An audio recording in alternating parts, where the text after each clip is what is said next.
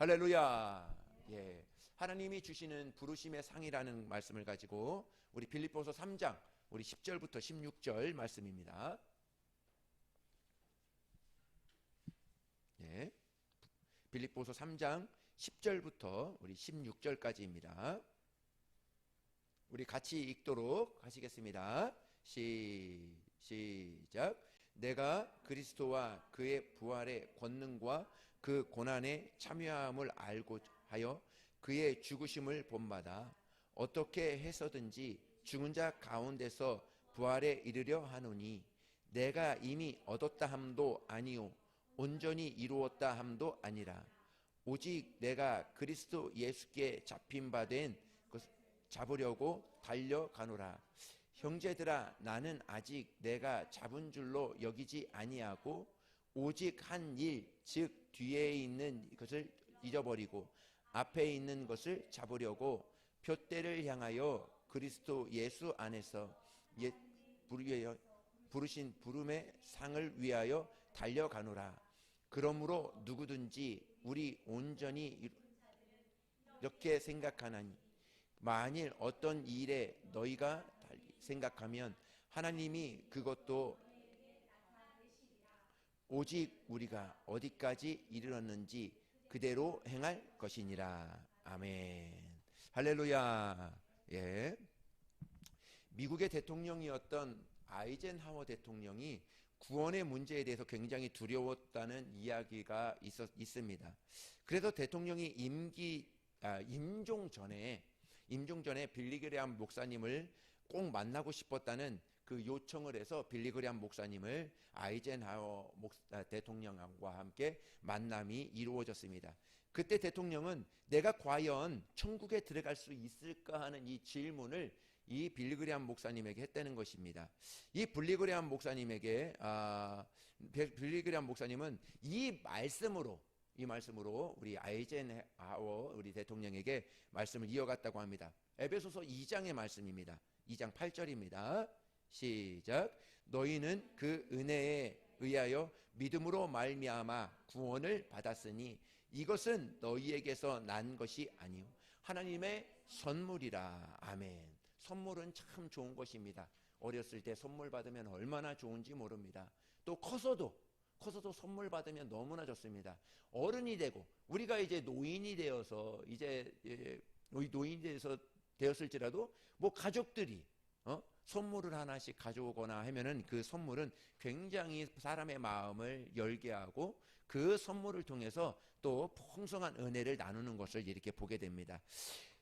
이 2장 8절의 말씀을 하나님의 은혜를 바로 하나님의 선물이라 이렇게 이야기합니다. 그래서 구원은 예수 그리스도의 선물인데 예수 그리스도 안에서 누구나 받을 수 있다는 사실을 전해 주었을 때 그것을 듣고 아이젠하워 대통령이 거기에서 마음에 안심을 놓았다고 이렇게 영접했다고 이야기를 합니다. 그리고 두 분이 헤어지게 될 때 아이젠하워 대통령이 빌리그레암 목사님에게 한마디를 했다고 합니다. 고맙네, 이제는 준비되었네, 이렇게 하고 헤어졌다는 일화가 있습니다. 이렇게 미국의 대통령 정말 얼마나 명예 있고 얼마나 위대합니까? 정말 그 대통령이라 할지라도 인생의 마지막, 내 인생에 어떻게 살았을까 자신이 없어질 때가 있다는 것이죠. 대통령이라 큰 업적들을 많이 세웠지만 자신이 지금 어디로 가고 있는지를 모르고 있다는 것이죠. 제가 장례식을 많이 이렇게 치러보고 이렇게 보았지만은 장례식을 치를 때 꼭 생각나는 것이 있습니다. 나는 과연 잘 살고 있는가? 나는 과연 그 길을 잘 가고 있는가 하는 것이죠. 여러분, 어느 한 분이 열심히 잘 살지 않는 분이 어디 있어요? 오늘의 삶을 살지라도 나는 열심히 살 거야 하고 정말 저보다도 여러분들이 더 열심히 살 것입니다. 그런데 모두 열심히 사세요. 공부를 할 때도, 사업을 할 때도, 일을 할 때도, 결혼하고 자녀를 기를 때도 어느 한 분 소홀히 사는 분이 어디가 있습니까? 그런데 그것을 다 모아놓고 일생을 딱 뒤돌아 보니까 뒤죽박죽이라는 거죠. 요때 요렇게 살았고 저때도 저렇게 살았고 이것이 다 이렇게 뒤죽박죽 되어 있어서 어떻게 죽을 때 임종 때가 되어서 일생을 딱 돌아보면은 남는 것이 없다는 것, 그렇게 허무하게 살았다는 것을 이렇게 많은 사람들이 보게 된다는 것이죠. 그렇게 고생하면서 한평생 살았는데 삶의 자취를 찾아보기가 참 힘든 삶을 사는 사람들이 많다고 이렇게 이야기를 합니다. 무엇인가 우리가 사는 방식에 심각한 문제가 있다 하는 것을 우리에게 잠정적으로 말해주고 있는 것이죠. 여러분들은 지금 여러분들의 생애가 어떤 분명한 목적을 향하여 달려가고 있다는 것을 여러분들 인지를 하고 계십니까?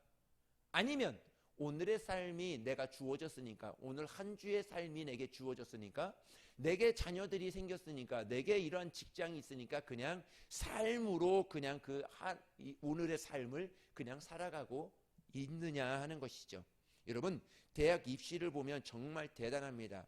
정말 상상을 초월할 만큼 굉장한 노력을 하고요. 정말 하루에 2시간, 3시간씩 자면서 그렇게 공부를 합니다.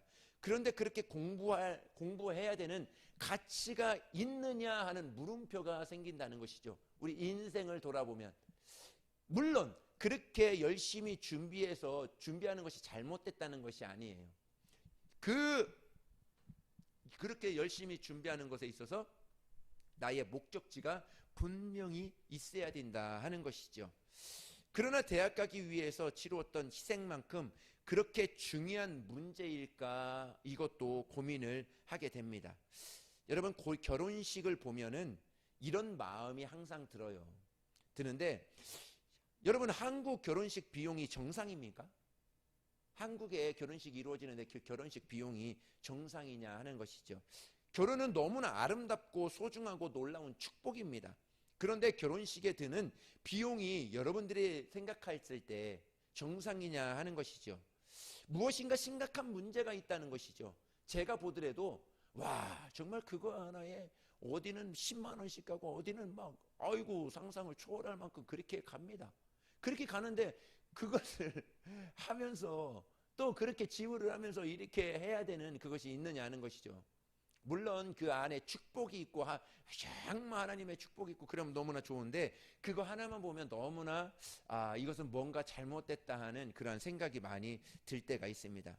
어느 목사님이 그렇게 이야기하시더라고요. 그 목사님은 교회가 크기 때문에 교회에서 결혼식을 많이 한다고 그래요.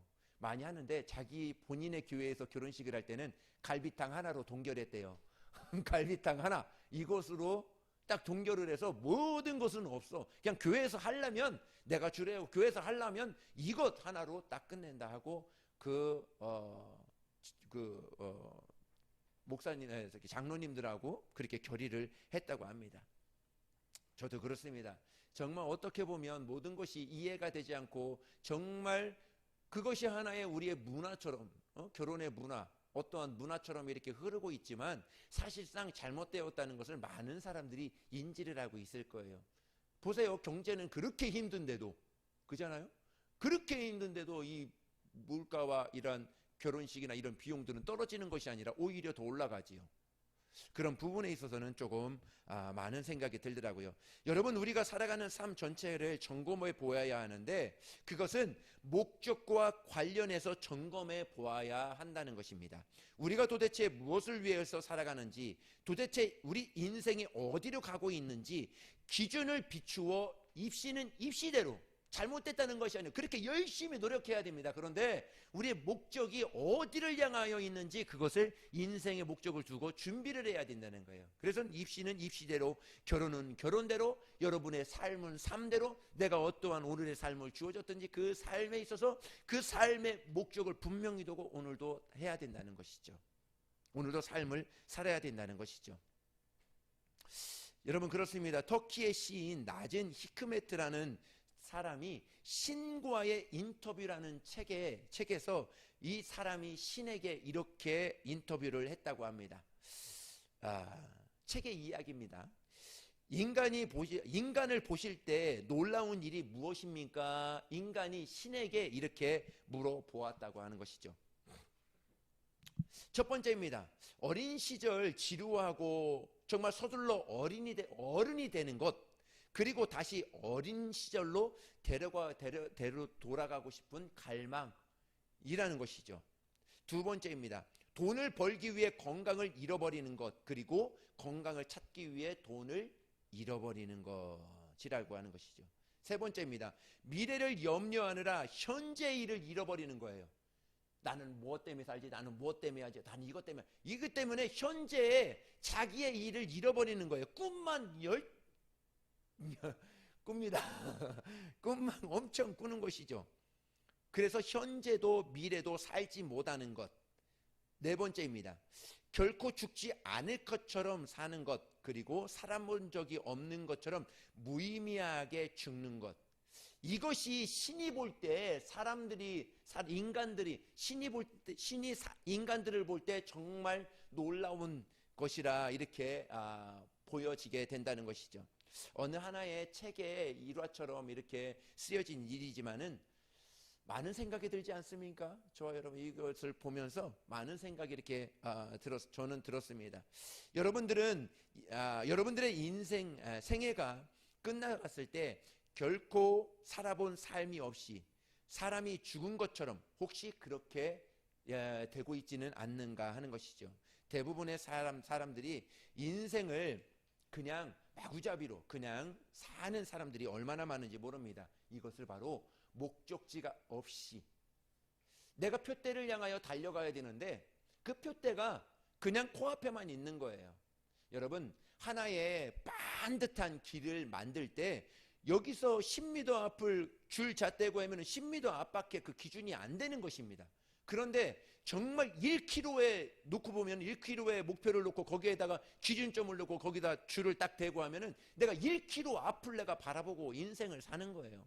내가 정말 하루에 인생을 자를 대고 사느냐, 아니면 일주일에 자를 대고 사느냐, 아니면 10년에 자를 대고 사느냐, 아니면은 평생에 내 죽을 때까지 내 이 목표를 두고 사느냐. 이것은 전혀 다른 문제입니다. 전혀 다른 문제죠. 내가 인생 하나님 앞에 내가 갔을 때 어떠한 모습으로 내가 살 것인가, 그런 목표점을 두고 산다면 오늘의 삶을 그렇게 무의미하게 살지는 않을 것입니다. 정말 하나님 앞에 온전한 믿음으로 정말 하나님 앞에 열심을 두고 살지 않을까 하는 것이죠. 그냥 눈앞에 되어지는 일이 있어서 열심히 삽니다. 입시, 취업, 취직, 결혼도 대단한 문제입니다.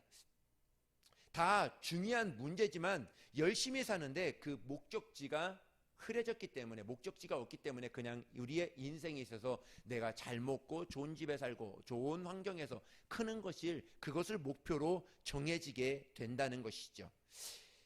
열심히 살았는데 마지막 때가 되면 아무 의미가 없는 인생으로 끝난다는 것이죠. 이유는 살기는 살아도 앞을 보지 못했기 때문에 그래요. 나는 어디로 가는 것일까? 나는 어디를 향하여 가는 것일까? 이 점에 대해서 도무지 모르겠다는 것이죠. 그저 눈앞에 보이는 그 일밖에 없기 때문에 그런 것이죠. 그저 좋아 보이는 것 따라가는 것입니다. 그러다가 더 좋아 보이는 것이 나오면 그리로 가는 것이죠. 어떤 사람을 만나면 사람을 만나서 어떤 일을 경험하면 그 인생이 자신의 인생을 틀어버려서 그 인생을 따라가게 됩니다. 이렇게 인생을 살다 보면 인생이 뒤죽박죽 돼버리는 거예요. 똑같은 자리를 맴도는 것처럼 그렇게 한평생을 살아가게 되는 것입니다. 우리는 그렇습니다. 어떤 좋은 일이 생긴다 할지라도 우리의 목표점은 바뀌면 안 돼요. 우리의 영혼에 관계되어 있는 그런 목표점은 바뀌면 안 됩니다. 제가 자주 말씀드리는 것이 있습니다. 우리 청년들도 그렇고 우리 기성세대는 얼마 정도 이제 인생을 살았기 때문에 그렇지요. 우리 학생과 청년들에게 늘 하는 것이 있어요. 이야기하는 것이 있어요. 목표점을 정해라. 어저께도 어느 한 자매와 이렇게 이야기를 하는데 목표점을 정해요. 정했는데 이것이 맞냐 틀리냐 이것을 몰라요. 당연히 모르지요. 당연히 몰라요. 이것이 맞나 틀리나 몰라요. 그런데 하나님의 음성이 내가 기도해서 하나님의 음성을 들을 수도 있고, 목사님의 통해서 하나님의 음성을 들을 수도 있고, 누구를 통해서 하나님의 음성을 들을 수 있어요.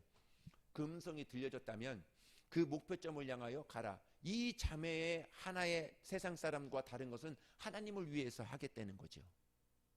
하나님을 위해서 하겠다는 거죠. 그 목표점이 확실히 세워진 것입니다. 저는 그래요. 우리에게 인간은, 사람은 하나님께서 인격을 주셨어요. 주셨기 때문에 내가 기도하고 너희가 판단하고 너희가 가라, 그러면 하나님이 도와주겠다, 이거거든요. 이건데 여전히 기도해요. 하나님의 음성이 안 들렸대요. 지금도 수없이 말씀하고 있고 수없이, 그래 네가 지금 생각하고 있는 거 맞아, 그 길로 가면 돼 하고 지금도 말씀하고 있는지 몰라요. 왜 그러면 그 자매뿐만 아니라 모든 학생과 청년들은 하나님을 위해서 하려고 하기 때문에 그래요. 안 그렇습니까? 하나님을 위해서 하겠다는데 하나님이 그 일을 막겠습니까? 안 그렇지요. 내가 그렇다고 내가 범죄하겠습니까? 내 돈을 훔쳐야 되겠다, 하나님을 위해서. 그런 사람이 어디가 있어요? 네? 하나님을 위해서 하겠다는데 그 일을, 목표점을 정확하게 두고 내가 가면 그것을 하나님이, 내가 너를 도와줄 거야, 정말 도와주려고 하나님은 딱 준비하고 딱 이렇게 계시는데, 내가 이것을 이거 여기 보니까 이게 더 좋은 것 같아, 그걸 그만둬. 또 저기 가니까 저게 또 좋은 것 같아. 또 이 사람을 만나니까 어이 저 사람 따라가면 더 좋은 거야, 저 사람 또 따라가. 이렇게 사니까 다 허비하며 살아가게 되는 것이죠. 여러분, 절대로 두려워하지 마세요. 절대로 겁내하지 마시라는 것입니다. 하나님은 분명히 여러분들이 정말 목표점을 두고 그곳을 향하여 달려가고자 하면 분명히 저와 여러분들을 하나님께서 도와주신다니까요. 할렐루야. 하나님은 그런 분이세요. 너 그 길 아니야 하고 그냥 길 딱 찾다 내리는 것은, 그 길을 막는 것은 하나님이 보셨을 때 그것이 옳지 않기 때문에 그런 거예요.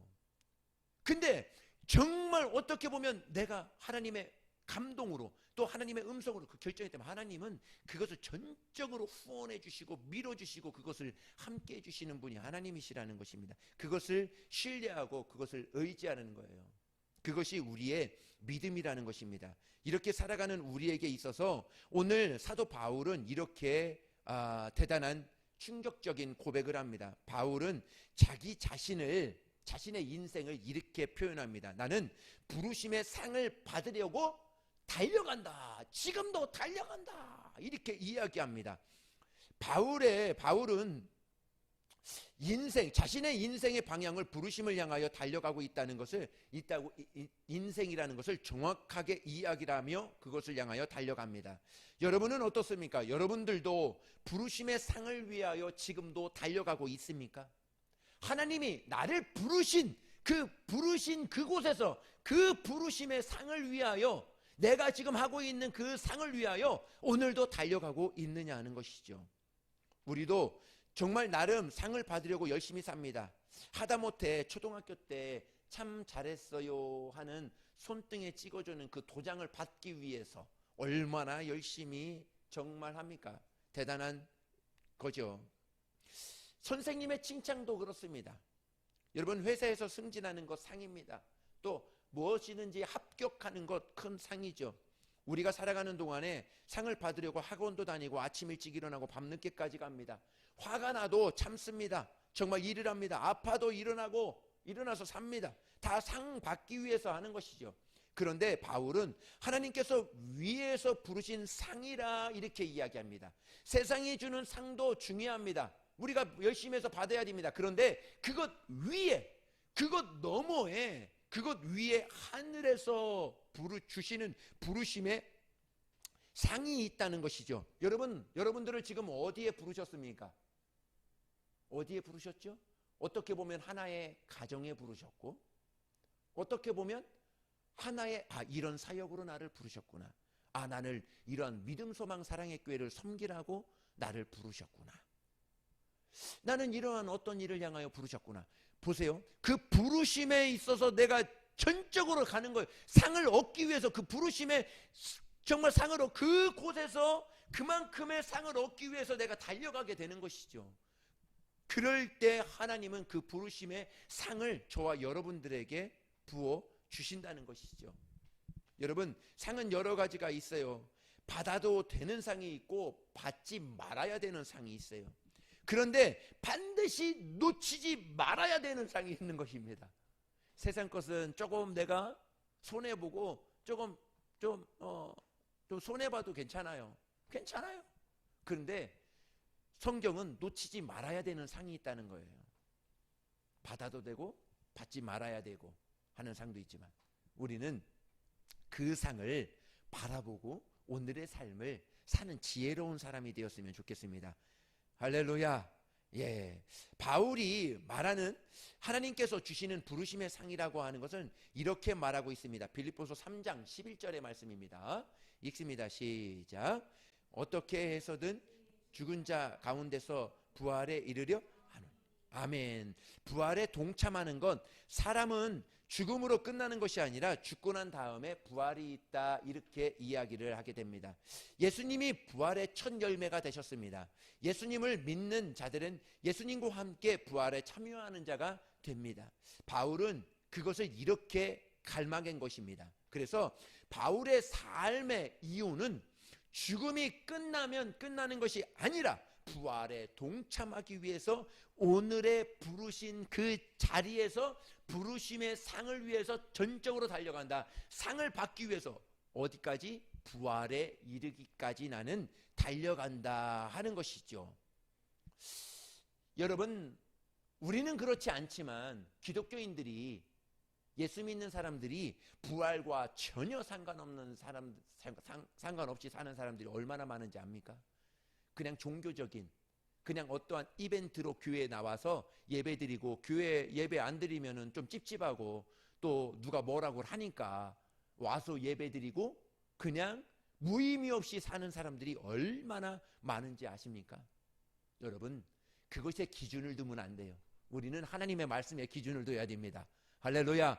정말 부르심의 상을 받기 위해서, 정말 그 상을 받기 위해서 오늘도 전심을 향하여 달려가기로 내가 결단하며 나아갈 때 하나님이 그 사람을 눈여겨보시고 그 사람에게 더 힘주시고 더 아낌없이 더 많이 주시는 분이 바로 우리의 하나님이시라는 것이죠. 헝가리에서 태어난 한 귀족이 있었습니다. 유럽이죠. 그는 어린 시절부터 큰 성에서 살아서 수많은 하인과 하녀들이 있었고, 그가 여행할 때면은 집에 있는 침구들, 자기의 모든 침구들을 다 가져갈 정도로 그렇게 부자였습니다. 그리고 그가 18살 되는 해에 의사와 결혼을 하게 됩니다. 1년 살고 이혼을 하게 됩니다. 그리고 영화 감독과 결혼해서 미국으로 건너가서 할리우드에서 사교계에서 화려한 삶을 살게 됩니다. 얼마 되지 않아 영화 감독과 이혼하고 유럽으로 돌아와서 파리의 여왕계에 군림하며 그 사교계에 살게 됩니다. 이분이 메리 프리민즈라는 여인입니다. 그런데 이분이 어느 날 아프리카에서 병원하고 있다가 있는 슈바이처 박사가 독일에 와서, 그 가까운 곳에 와서 어느 날 그 마을 교회에, 자그마한 마을 교회에 오르간 연주를 한다는 소식을 듣고 정말 마음에 그런 감동이 있어서 이 슈바이처 박사가 있는 그곳으로, 연주하는 그곳으로 갔다고 이렇게 이야기합니다. 연주를 참석하고 슈바이처 박사와 잠시 이야기를 나누게 됩니다. 그녀는 그때 만났던 이야기를 그의 자서전에서 이렇게 이야기합니다. 내 마음에 빛이 비치는 것 같았다. 슈바이처 박사와 한번 잠깐의 이야기를 나눴는데 자기 마음에 빛이 들어오는 것 같았다, 이렇게 이야기를 하게 됩니다. 그때 만나고 나눈 몇 마디 때문에 정말 마음에 빛이 비쳤다, 이렇게 고백하게 되는 것이죠. 그녀는 슈바이처가 있는 아프리카 렘버리 병원으로 찾아가게 됩니다. 그리고는 그녀는 이전과는 전혀 다른 삶을 살게 됩니다. 아프리카 흑인을 위해서 종이 되어 사는 사람이 되고 맙니다. 매일 환자들을 보면서 헌신적으로 치료하는 삶을 살게 되고, 아기들에게 목욕을 시켜주고 나병 환자에게 음식을 먹여주는 것으로 일평생을 그렇게 살게 됩니다. 그는 자서전에서 슈바이처의 말을 이용해서 이렇게 이야기합니다. 사람은 두 종류의 사람이 있다. 섬기려 하는 사람과 섬김을 받으려 하는 사람이 있다. 이렇게 두 종류의 사람이 있다. 이렇게 이야기합니다. 메리 프리맨즈는 슈바이처 박사를 만나기 전까지 돕는 사람으로, 도움을 받는 사람, 섬김을 받는 사람으로 살았어요. 근데 이제는 슈바이처 박사를 만나고 난 다음부터는 이제는 돕는 사람으로, 남을 헌신하는 사람으로 그의 삶이 바뀌어지게 됩니다. 이것을 이야기하면서 그가 맨 마지막에 하는 말은, 나는 이와 같은 행복을 이전에는 단 한 번도 누리지 못했다. 이것은 내 평생의 최고의 행복이고 기쁨이다. 이렇게 마무리를 하게 됩니다. 여러분, 섬김을 받는 것이 좋습니까? 아니면은 섬기는 것이 좋습니까? 제가 중국에서 제일 처음에 왔을 때 습관이 있었던 게 뭐냐면, 중국에서 있었으니까 사람들이 와서 중국에 오면 저희 가정에서 막 섬기거든요. 섬기면 이분들이 또 우리를 섬기려고 막 또 이제 물질도 주시고 또 기도도 해주시고 막 이렇게 해주세요. 그리고 가끔씩 또 한국에 나오면 우리를 막 다 섬겨주세요. 딱 좋은 이렇게 자리를 내어드리고 맛있는 것도 막 사주시고 막 그러세요. 그것이 몸에 배어 있다 보니까요. 몸에 배어 있다 보니까 그냥 앉아 있어. 몇 년이 됐는데도 그것이 당연시한 거야. 나는 당연시하게 그냥 앉아 있어. 그때 전도사였는데 앉아 있고 목사님들이 이거 수저놓고 다 해는 거예요. 장로님들이 다 해는 거예요. 그때는 그것이 내가 잘못되어 있는지를 몰랐는데요. 한참 생각하다 보니까, 아니 이게 아닌데, 내가 왜 그렇지? 완전히 바꿔버렸습니다. 지금도 여러분들 저하고 식사를 하거나 어느 자리에 있으면 알게 될 거예요. 제가 일어나죠. 제가 일어나서 다 수저 다 깔고 다 합니다. 다 집사들도 다 있어요. 있는데도 집사님들이 좀 무안해 할까봐 하면은 제가 일부러 안 해요. 내가 해야지 하면서도 안 해요. 근데 어느 동등한 입장에 있으면은 내가 그냥 다 해버립니다. 다 해버립니다. 그런 것이죠. 정말 예수님의 섬김을 제대로 만나니까 내가 무엇을 해야 되는지 알겠더라는 것이죠. 내가 섬김을 받는 것이 기쁜가? 아니면 내가 섬기는 것이 100배, 1000배, 10,000배나 하늘 땅땅만큼 많습니다. 네? 정말 섬기는 그 기쁨과 행복은 이루 말할 수가 없어요. 여러분, 그 행복이 정말 저와 여러분들 가운데 있기를 예수님의 이름으로 축복합니다. 할렐루야. 네, 그렇습니다. 여러분, 예수님을 만나면 그것과 비교가 되지 않는 삶으로 그 삶이 바뀌어지게 되는 것입니다. 이제는 섬김을 받으려 했던 그 섬김이 이제는 남을 섬기게 되고, 내가 좋은 소리만 들으려고 했던 내 귀가 나쁜 소리를 들어도 그 사람의 마음을 이해해요. 그 사람이 얼마나 마음이 아팠을까. 그 사람이 나 때문에 이렇게 마음이 아팠구나. 저 사람 그렇구나. 하나님의 말씀으로 위로해 주려고 하고, 그러한 삶으로 바뀌더라는 것이죠. 그게 누구죠? 예수님을 닮아가는 거예요. 자꾸 하나님의 말씀을 보고 내가 이렇게 살아가야 되겠다 이렇게 결단을 하지 않아도 그 말씀을 들으니까 그 삶으로 자꾸 바뀌어지게 된다는 것이죠. 그래서 우리는 예배를 귀하게 여겨야 돼요. 하나님의 말씀을 귀하게 여겨야 돼요. 하나님이 함께 하시는 그 자리를 귀하게 여겨야 된다는 것이죠. 예수님을 만나게 되면 예수님이 그토록 좋았던 것이 내가 그토록 좋았던 것이 예수님을 만나게 되니까 별 의미가 없어지게 된다는 것이죠. 왜냐하면 여러분, 인생의 진짜를 보았기 때문에 그래요.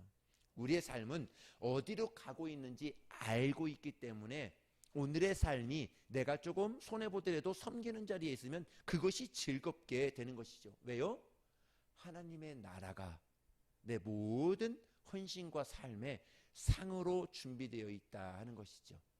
내가 부활했을 때 부활의 상으로 내가 준비되어 있기 때문에 오늘의 삶을 조금 넉넉지 않을지라도 그렇게 삶으로 살 때 하나님이 그것을 보시고 기뻐하시고 우리에게 더 힘을 주신다는 것이죠. 바울은 또 이렇게 고백합니다. 13절의 말씀입니다. 우리 읽습니다. 시작. 나는 아직 내가 잡은 줄로 여기지 아니하고 오직 한 일, 즉 뒤에 있는 것을 잊어버리고 앞에 있는 것을 잡으려고. 예, 뒤에 있는 것을 다 잊어버렸다는 거예요. 그리고 오직 앞에 있는 뭐만 바라보고요? 상만 바라보고, 내게 주실 그 하늘의 상만 바라보고. 다 바울은 뭘로 여겼어요? 배설물로 여겼다. 나의 모든 것들은 다 배설물로 여겼다. 오직 그 상을 받기 위하여 나는 오늘도 달려간다 하는 것이죠. 바울은 앞에 너무나 분명해져, 앞에 있는 모든 것들이 너무나 분명해진 거예요. 그러니까 앞에 있는 모든 것을 분명해지다 보니까 뒤에 있는 모든 염려와 근심과, 예, 우리 자녀가 어떻게 하지, 자녀의 앞길, 그 모든 것들이 다 그냥 평안해진 거예요. 다 근심거리가 다 내려가 있다는 것이죠. 여러분, 오늘의 삶 가운데 여러분들이 얼마만큼 많은 무거운 짐들이 있습니까? 삶에 있어서, 직장에 있어서, 자녀들에 있어서, 정말 사업에 있어서 모든 것들이 무거운 짐들이 많이 있어요. 근데요, 여러분, 하늘을 위의 것을 바라보는 사람, 정말 앞에 상을 바라보는 사람, 하나님께 맡겨보십시오. 하나님만 의지해보며 가보십시오. 이제 더 이상 연연할 것이 없이, 정말 연연할 것이 없어졌다는 것을 우리는 알게 될 것입니다. 하나님의 일이라면, 교회가 더, 정말 하나님의 일이라면, 그것이 교회가 더 성장하고 교회가 더 아름답게 세워지는 그 일이라면 그 일생을 그 앞에 헌신하며 나아가는 것이죠. 그것이 바로 부름의 상을 위하여 달려가게 되는 것입니다. 여러분, 한 생애를 바추어서 그 사업, 그 일에, 직장에서 자기의 일생을 다 바칩니다. 바쳐서 50세 중반에 또 50세가 되면 그 회사를 나오게 됩니다. 얼마나 허무한지 모릅니다. 정말 허무하고 허무해서 손에 잡히지도 않아요. 뭐를 잡히지도 않습니다.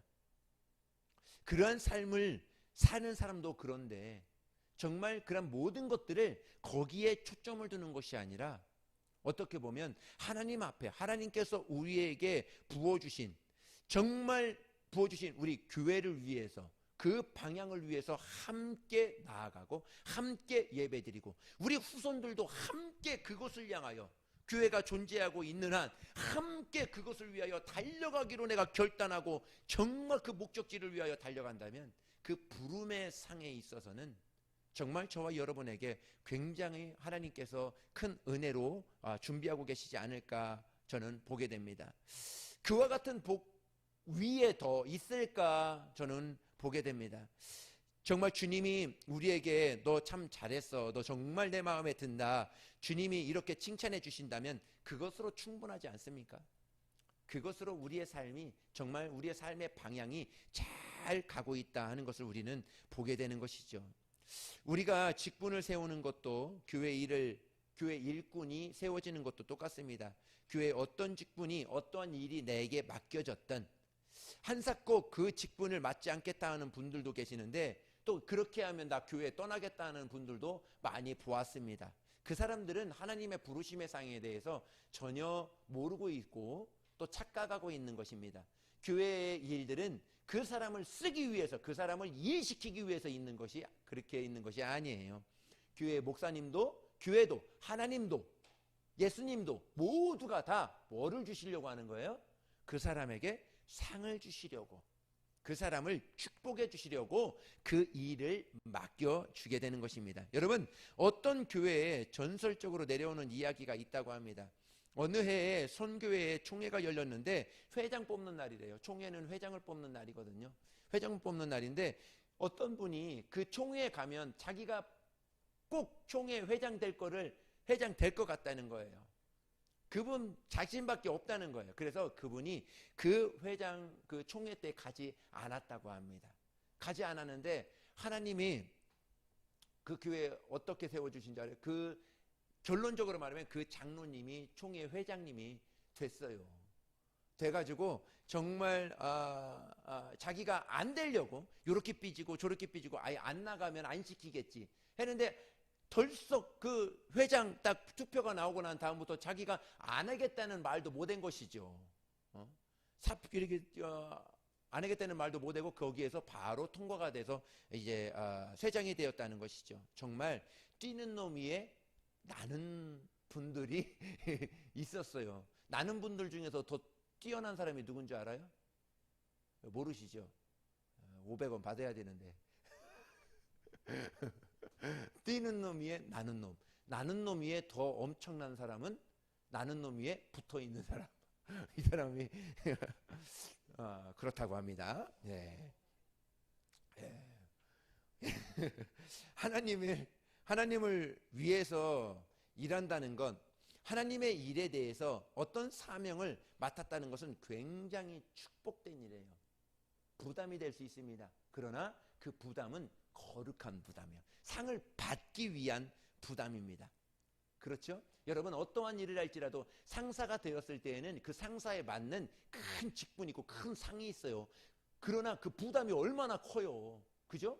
어떠한 또 일들이 있으면은 우리가 어떠한 일을 추진을 해요. 추진을 하면 여러분들은 그냥 회비 내고 딱 하면 돼요. 그러나 그 일들을 추진하는 사람은 굉장한 부담을 안고 가요. 이것을 통해서 목표를 명확하게 두죠. 이 사람들의 마음을 확 열어서 정말 세상에 있던 것 모든 것 다 씻겨내리게끔 다 해야 되겠다. 그리고 그 안에 하나님의 말씀을 두고 하나님의 큰 위로와 힘을 주고 다시 돌아와야 되겠다 하는 그러한 부담감을 가지고 일을 추진하는 것입니다. 돈은 또 넉넉합니까? 물질은 넉넉하지도 않아요. 빠삭하게 씁니다. 쓰고 돈 조금 아끼려고 다 이렇게도 먹고 저렇게도 먹고 다 하는 것이죠. 부담을 갖고 하죠. 참석하는 사람은 그냥 그거 회비만 내고 하는 것이죠. 그렇습니다. 여러분 그런 거예요. 하나님의 일들은 나에게 있어서 그러한 조금의 부담은 있지만 큰 상이 여러분에게 준비되어 있다는 것을 여러분은 아셔야 돼요. 여러분은 그것을 가지고 오늘의 삶을 살아갈 때 그것이 바로 믿음의 삶이라 하는 것이죠. 여러분 교회에 아무리 일이 많다고 한들 하나님이 보셨을 때 그 일이 많을까요? 적을까요? 너무 좀 그런가요? 교회 일이 많아요. 그죠? 많으면 굉장히 많습니다. 이것도 일이고 저것도 일이고 저것도 일이고. 근데 교회 일이 없어. 그러면 이것도 없고 저것도 없고 다 없어 보여요. 근데 교회 일이 많다고 했을 때 하나님이 보셨을 때 그 교회의 일이 많게끔 느껴지시겠느냐 하는 거예요. 그렇지 않지요. 하나님이 스스로 하시고 하나님이 하시면 훨씬 더 잘하시지요. 그런데 왜 부담스러워하는 일도 정말 제대로 할 줄 모르고 경험도 없는 일을 왜 우리에게 아무것도 할 수 없는 우리에게 그 일을 맡겨주시느냐 하는 것이죠. 왜 맡겨주시는 거예요? 왜요? 상을 주시려고. 그 일에 맞는 하나님은 상을 주시려고 그 일을 맡겨주시는 거예요. 구원은 공짜.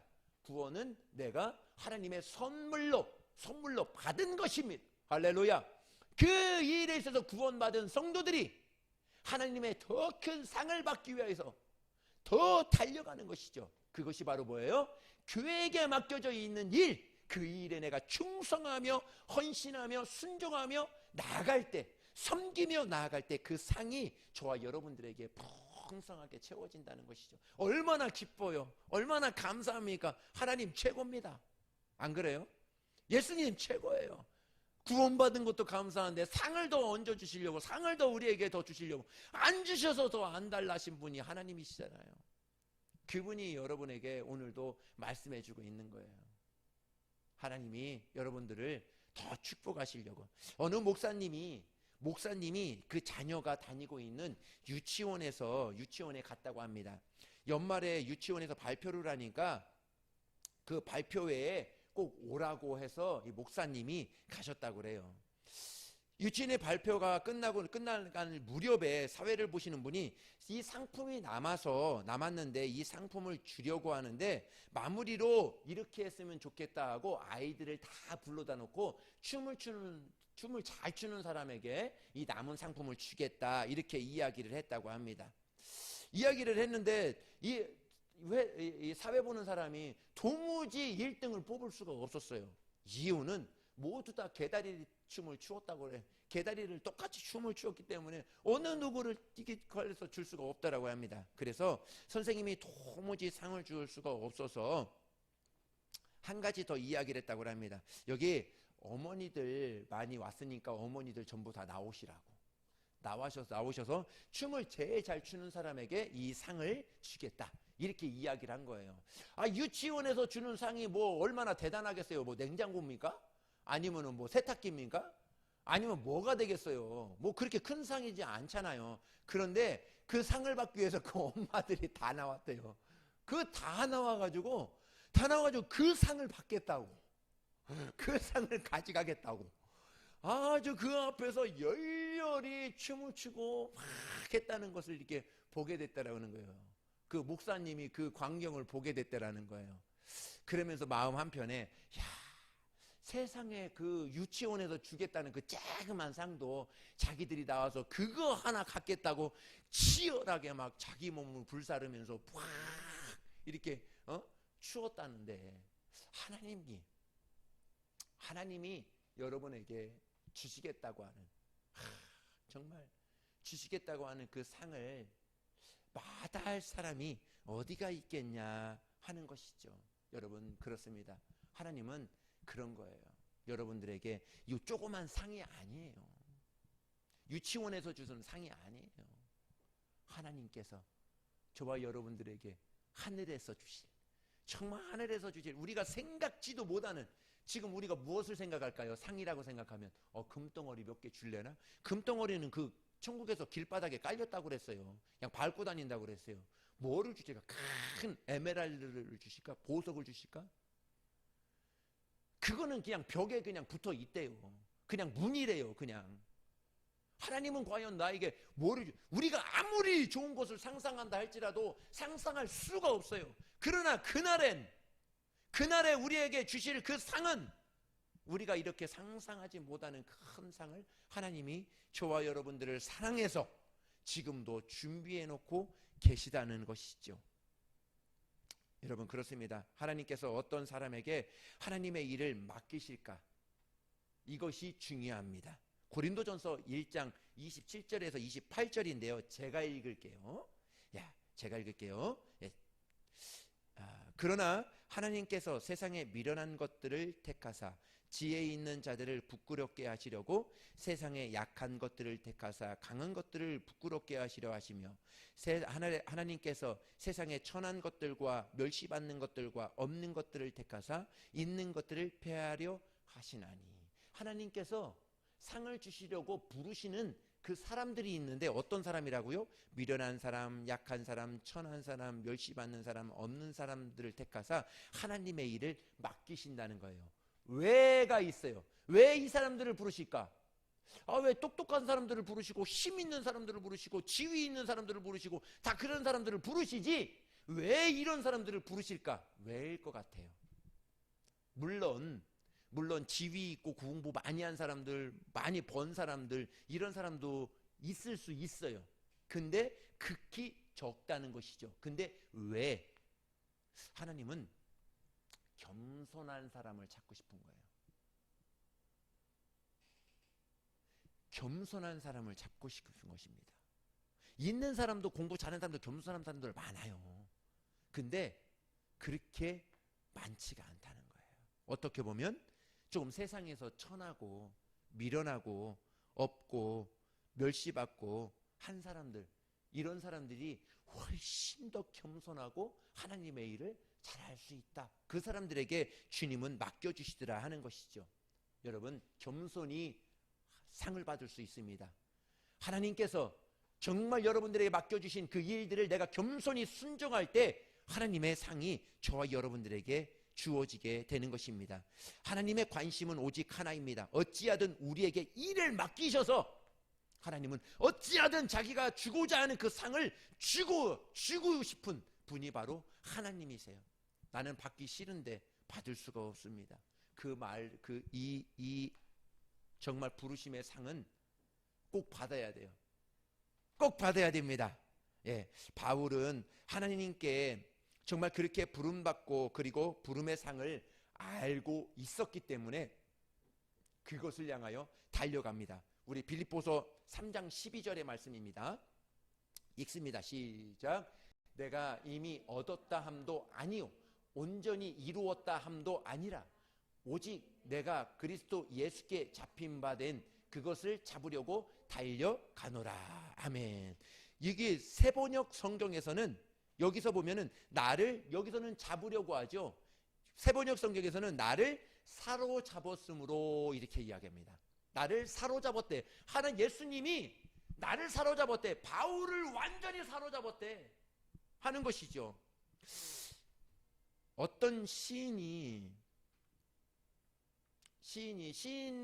쓰는 사람들은 담배를 거의 다 많이 피는 것 같아요.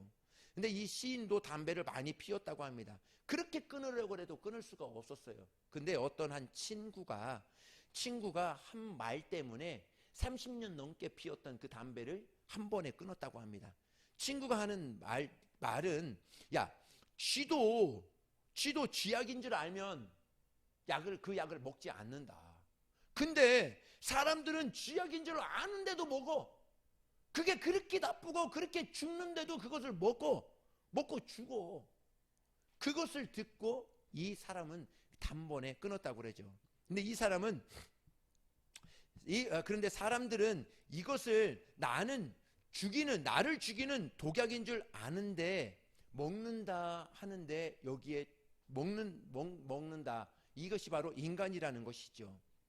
그가 여러 가지 어려움을 겪었지만 담배를 끊었다. 많은 어려움들이 있었지만 담배를 끊었다 하는 것이죠. 그것을 아는 다른 주변 사람들이 하는 이야기가 있습니다. 야, 너는 참 독하다. 독한 사람이야. 어떻게 담배를 끊어? 야, 넌 참 독하다. 그런데 이분이 하는 말이 있어요. 야, 독국물을 삼키는 사람이 독한 사람이냐 아니면은 담배를 끊는 사람이 독한 사람이냐? 여러분들은 어떤 사람이 독한 사람 같아요? 진짜 담배 피는 사람이 독한 사람이지. 예? 죽을 줄 알면 독약인 줄 알면서도 먹는 사람이 독한 사람이지. 어떻게 그 독약을 끊는 사람이 독한 사람이냐? 이렇게 이야기를 했다고 합니다. 여러분 그렇지 않아요? 여러분 인생에 무엇이 사로잡고 있습니까? 어떤 것이 여러분 인생에 사로잡고 있습니까? 인생 끝난 삶, 정말 무엇으로 여러분 인생에 끌려가고 있느냐 하는 것이죠. 지금 인생을 돌아보면 좋겠습니다. 우리는 하나님에게 사로잡혀야 합니다. 하나님의 말씀에 사로잡혀서 오늘도 나아가야 된다는 것이죠. 여러분들의 자신의 인생에 이렇게 나는 예수님으로 사로잡혔다 이렇게 고백했으면 좋겠습니다. 이렇게 성경은 모세에 대해서 이렇게 이야기를 합니다. 히브리서 11장 우리 24절입니다. 우리 읽습니다. 시작. 믿음으로 모세는 장성하여 바로의 공주의 아들이라 칭함 받기를 거절하고 도리어 하나님의 백성과 함께 고난 받기를 잠시 죄악의 낙을 누리는 것보다 더 좋아하고 그리스도를 위하여 받는 수모를 애굽의 모든 보화보다 더 큰 재물로 여겼으니 이는 상 주심을. 아멘. 네. 모세는 언뜻 보면 바보 같은 사람입니다. 어떻게 애굽의 왕좌를 포기합니까? 그런데 모세는 애굽에서 누렸던 모든 보화와 왕위를 버려버렸습니다. 무엇을 택했냐면 이스라엘 사람들과 함께 광야에서 40년 사는 것을 택한 거예요. 이런 바보가 어디 있어요? 그런데 모세보다 똑똑한 사람이 없다고 이렇게 봅니다. 그는 무엇이 귀한지 중요한지 정확하게 보았던 사람입니다. 비교가 안 되는 것이죠. 어떻게 한낱 애굽의 왕궁에서 누렸던 부귀 영화와 하늘나라에서 내가 받을 그 상과 어떻게 비교가 되겠느냐 하는 거예요. 그것이 모세가 봤던 거예요. 바울이 봤던 것입니다. 베드로가 보았던 것이고 정말 야고보가 보았던 것이고 수많은 사람들이 보았던 거예요. 내가 그 당시에 그냥 모면하고 피할 수 있어요. 내가 예수 안 믿어 하고 그곳에 피하고 몰래 숨어서 예수 믿으면 됐어요. 그런데 그 앞에서 나는 예수를 믿어, 예수 부활을 믿어, 나도 천국에 갈 것을 믿어, 나도 상을 받을 것을 믿어, 그렇게 해서 순교를 당했다는 거예요. 이것만큼 세상의 사람들이 보았을 때 이것만큼 미련한 사람들이 어디가 있습니까? 그런데 성경은 이들만큼 지혜로운 사람이 없다, 이들만큼 축복의 사람이 없다, 영광된 사람이 없다, 이렇게 성경은 말씀하고 있습니다. 여러분, 예수님에게 사로잡히면 비로소 무엇이 중요한지 알게 됩니다. 하나님의 일이 정말 부담스럽습니까? 정말 교회에서 맡은 일이 그렇게 힘들게 느껴집니까? 예수님께 사로잡혀 보십시오. 예수님이 기뻐하시는 일이라면 감사해요, 기뻐요. 청소해도 기쁩니다. 혼저 청소해도 기뻐요. 제가 청년 때에 그런 마음이 있어요. 지금도 생각나요. 청년 때 내가 하늘의 상을 어떻게 하면 저 사람들보다 더 많이 받을까? 교회에서 5명 정도가 같이 살았거든요. 5명 저 사람보다 더 많이 받을까?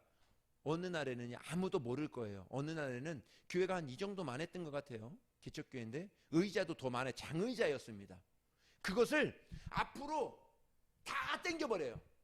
그리고 뒤에서 미신하우스라고 뒤에서 청소기로 막 다 하고 거품을 내요. 퐁퐁으로 그 퐁퐁 세제로 막 뿌리고 거기서 그 솔로 막 문댑니다.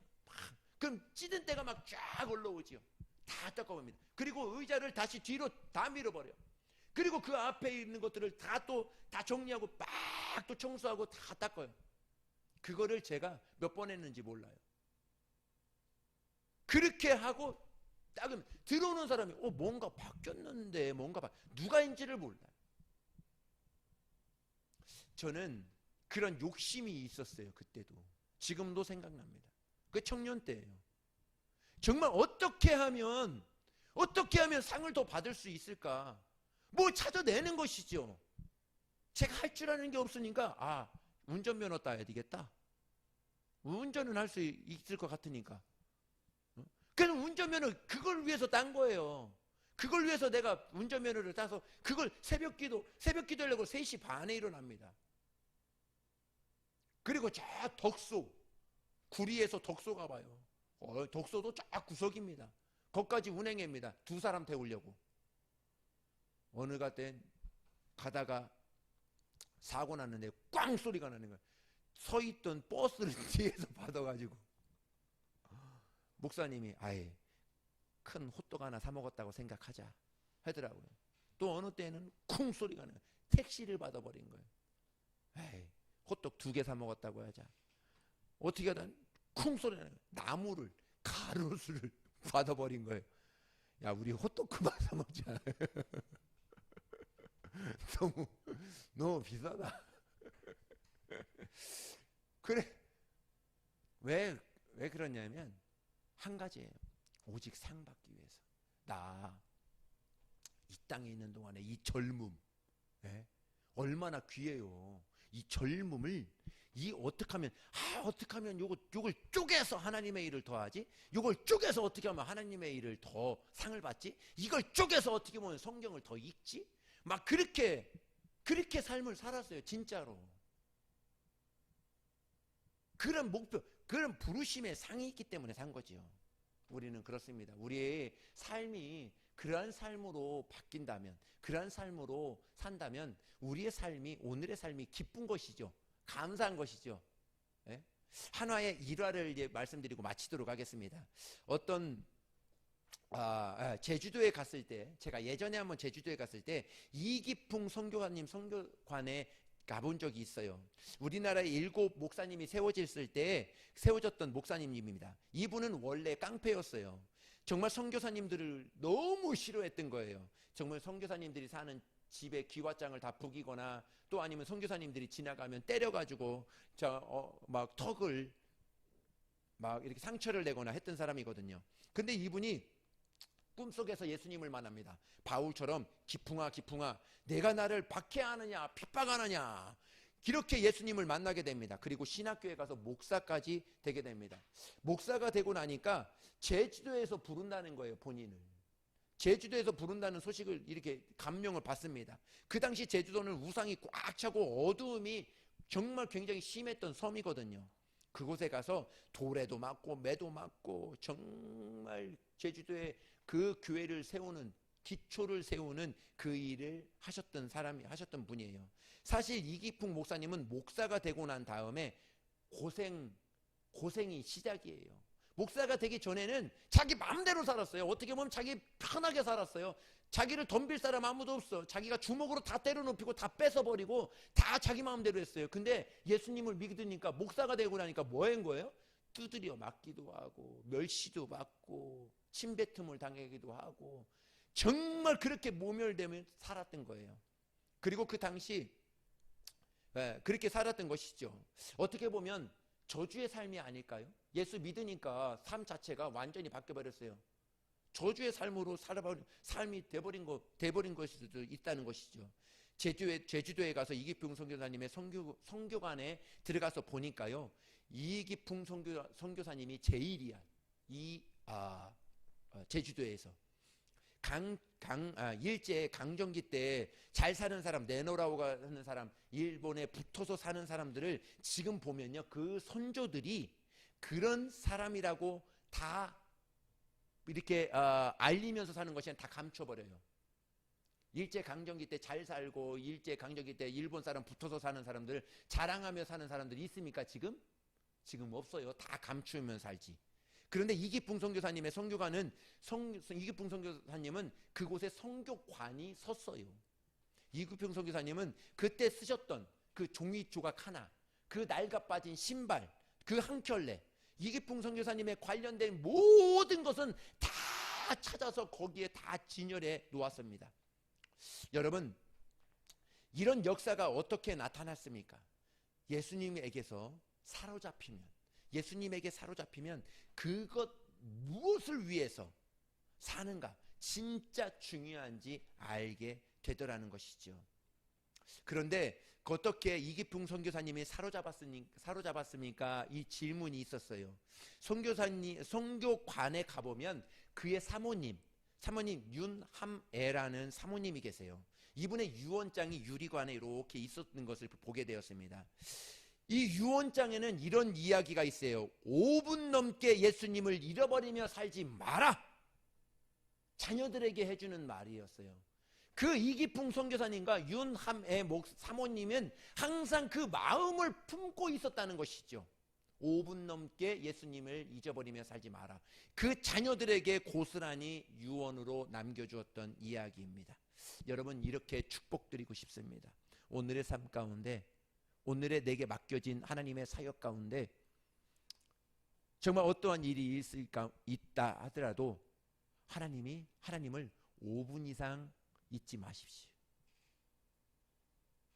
하나님이 나를 위해서 어떻게 헌신하셨는지, 하나님이 나를 위해서 어떻게 섬겨주셨는지, 어떠한 목표를 향하여 상 받기를 위해서 오늘도 우리를 어떻게 축복하고 인도하고 계시는지 그것을 기억하며 오늘의 삶을 사시기를, 승리하며 사시기를 예수님의 이름으로 축복합니다. 기도합니다. 우리 다 같이 기도하실 때 오늘 말씀을 기억하시면서 나에게 주신 그 상,